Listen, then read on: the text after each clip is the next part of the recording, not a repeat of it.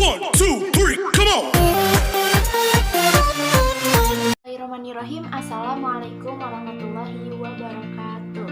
Selamat pagi anak-anak. Apa kabarnya hari ini? Semoga kalian tetap sehat dan tetap semangat untuk belajar. Walaupun kita di rumah harus tetap semangat belajar di rumah. Oke? Nah, pada kesempatan kali ini saya ingin memberikan materi IPA mengenai pantulan dan penyerapan bunyi. Hari ini saya akan mereview materi itu. Apakah kalian masih ingat tentang materi itu? Oke, yang pertama yang kalian harus ingat, bunyi pantul itu ada 3. Yang pertama, bunyi pantul yang memperkuat bunyi aslinya. Yang kedua, gaung. Yang ketiga, gema. Nah, kita bahas satu persatu ya. Bunyi pantul memperkuat bunyi aslinya biasanya terjadi ketika sumber suara dan penghalang atau dinding itu jaraknya kurang dari 10 meter. Contohnya kita lagi berada di dalam kamar mandi. Ketika kita di dalam kamar mandi dan kita bersuara, maka suara tersebut akan lebih terdengar nyaring karena suara kita dipantulkan oleh dinding. Nah, dinding itu zat padat ya. Nah, maka dari itu suara kita akan memantul dan terdengar lebih jelas ketika ada di kamar mandi. Itu gaung. Gaung biasanya terjadi ketika kita berada di ruangan kosong yang berukuran 10 sampai 25 meter. Nah, contohnya nih, ketika kalian masuk ke rumah baru yang belum ada barang sama sekali. Nah, ketika kita masuk ke rumah tersebut, kita bicara. Nah, ada suara yang mengikuti suara kita namun tidak jelas. Nah, itulah suara gaung. Nah, gimana nih caranya biar suara gaung itu tidak mengganggu? Supaya suara gaung itu tidak mengganggu, kita dapat memasangkan peredam suara pada setiap dinding ruangan. Peredam suara itu apa sih? Terbuat dari apa sih kira-kira? Kok bisa ya suara gaung sampai hilang? Nah, peredam suara itu biasanya terbuat dari kain, dari gelas, dari wol, ataupun dari goni. Nah, jadi ketika kalian masuk bioskop, kalian pernah perhatikan nggak bahwa dinding bioskop itu tidak langsung tembok, tapi ada lapisan kainnya. Nah, kain tersebut berguna untuk meredam suara, agar suara gaung tidak terdengar dan suara yang di dalam studio tidak terdengar dari luar studio. Paham ya sampai di sini? Yang ketiga itu gema. Gema ini tidak di dalam ruangan, namun di jarak yang lumayan jauh. Seperti ketika kita berada di tebing. Nah, di tebing itu kita memanggil teman kita. Nah, suara gema ini akan menjadi 2 dan terdengar sangat jelas. Ketika saya memanggil Hilmi, ada 2 suaranya. Hilmi. Nah, ada 2. Itulah yang disebut bunyi gema. Nah, diingat-ingat ya. Setelah kita membahas pantulan dan penyerapan bunyi, sekarang waktunya kita membuktikan apa benar bunyi itu dapat dipantulkan. Apa benar juga bunyi dapat diserap? Kayaknya nggak mungkin deh. Coba kita buktikan ya pada video berikut ini. Kita simak baik-baik ya. Assalamualaikum warahmatullahi wabarakatuh. Pada kesempatan kali ini kita akan praktek bagaimana cara bunyi dapat dipantulkan dan dapat diserap. Oke, perhatikan videonya baik-baik ya. Nah, pertama-tama kita menyiapkan barang-barang yang diperlukan. 1, yaitu dua tumpuk buku yang sama tingginya. Disamakan. Ini disimpan berjajar. Lalu benda yang kedua yang harus kita siapkan yaitu piring. Di sini kita menggunakan piring plastik.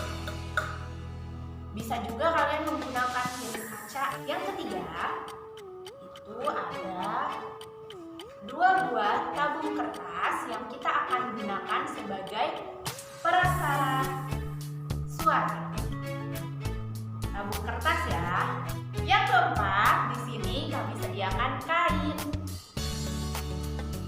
Kainnya bebas boleh kain. Yang kelima, di sini saya pakai headset. Headset. Dan yang terakhir adalah handphone. Gunanya untuk apa? Gunanya untuk membunyikan suara.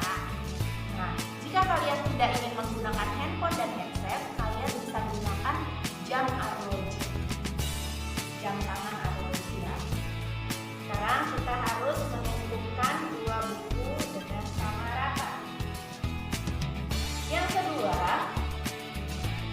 karena kita menggunakan handphone, sediakan terlebih dahulu handphone yang memiliki suara. Bisa kalian ambil suaranya dari YouTube ataupun dari materi belajar.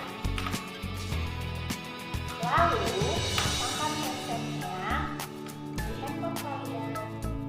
Ketika kalian sudah menyalakan suara di handphone kalian, pastikan biasanya terdengar di headset. Nah, sekarang headsetnya bukan untuk didengarkan di telinga. Akan tetapi headset ini akan dimasukkan ke dalam salah satu tabung kertas yang telah tersedia. Kita masukkan ya headsetnya. Jadi bunyi suaranya ada di dalam karton. Lalu letakkan karton yang ada headsetnya di sebelah mana aja, bisa kanan atau kiri. Lalu letakkan tabung yang satu lagi di sebelah tabung yang dipasangkan headset.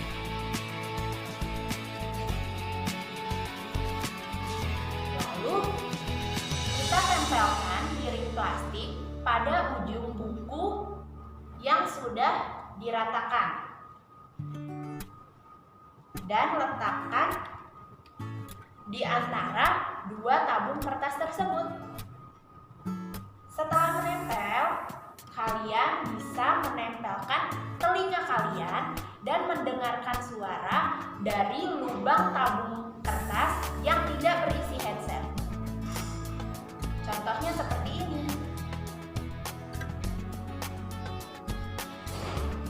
Ya, kita menempelkan telinga kepada tabung yang kosong. Apakah suaranya terdengar? Ya, terdengar. Apakah suaranya sangat jelas? Coba dengar lagi ya. Ya, terdengar sangat jelas ya suaranya. Berarti ketika tabung kertas ditempelkan kepada piring plastik, suara yang ditimbulkan akan jelas seperti aslinya. Oke, yang kedua, kita ganti piring plastiknya dengan menggunakan kain. Kita tempelin ya, kayak tadi kita menempelkan piring. Apakah akan terdengar?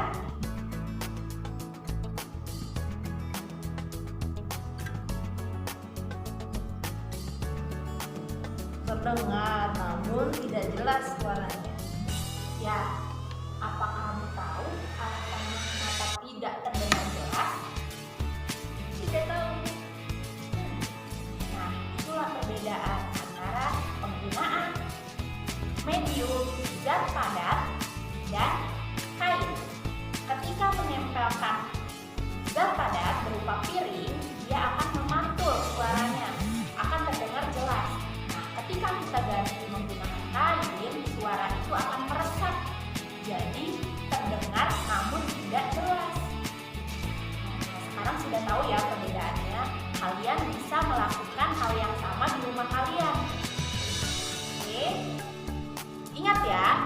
tidak harus menggunakan headset dan handphone. Kalian bisa menggunakan jam arloji yang detiknya berbunyi. Nah, nanti kalian bisa dengarkan. Oke, cukup sekian praktek kita hari ini. Kami ucapkan terima kasih.